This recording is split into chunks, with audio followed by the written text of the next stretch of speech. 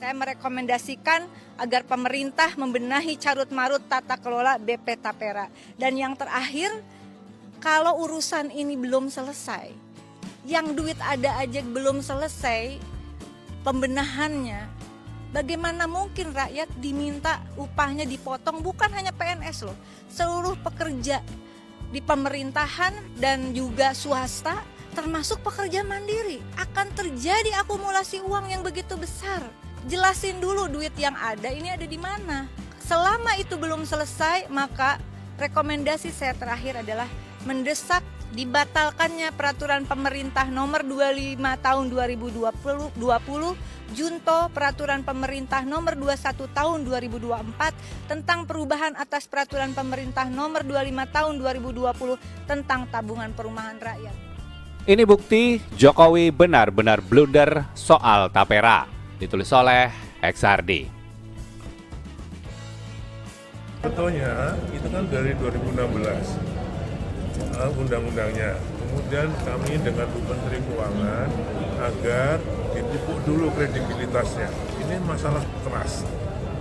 Ya, ini masalah keras. Sehingga kita undur ini sudah sampai 2027. Menurut saya pribadi, kalau memang ini belum siap, kenapa kita harus tergesa-gesa? Harus diketahui APBN sampai sekarang ini sudah 105 triliun dikucurkan untuk FLPP, untuk subsidi bunga. Sedangkan kalau untuk Tapera ini mungkin dalam 10 tahun bisa terkumpul 50 triliun. Jadi effortnya dengan kemarahan ini saya pikir saya nyesal betul. Jadi kalau misalnya ada usulan, apalagi DPR misalnya, Ketua MPR diundur, menurut saya ada kontak dengan Bu Menteri Keuangan juga kita akan ikut. Saya sempat baca ulasan singkat dari sebuah akun Twitter terkait Tapera, sehingga saya terinspirasi menulis ini. Mungkin ini bisa jadi bahan renungan buat kita semua. Tapi ini adalah bentuk dari keputusasaan pemerintah. Orang yang putus asa biasanya bakal bertindak di luar batas normal dan cenderung ngotot mempertahankan pendirian meskipun sudah dikritik dan dihujat sana-sini. Banyak yang bilang dari Tapera ini bisa dilihat bahwa pemerintah sangat putus asa mencari pemasukan dana segar untuk kas negara, meskipun dibantah. Padahal, Tapera ini banyak masalah di masa lalu. Di media, ada pemberitaan soal temuan BPK tahun 2021, yang mana 567 miliar rupiah belum dicairkan ke peserta. Ini saja sudah bermasalah.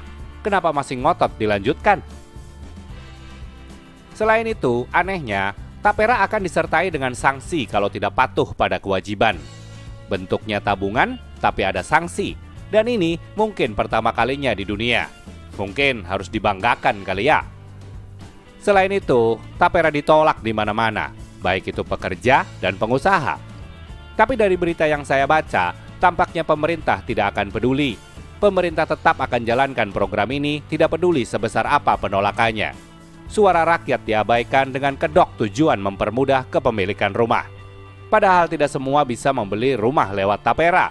Ada syarat dan ketentuan berlaku. Ada pula penilaian, apakah yang memenuhi syarat memang berhak membeli rumah. Jadi, tidak serta-merta yang berhak bisa langsung punya rumah dengan mudah. Ada penilaian kelayakan.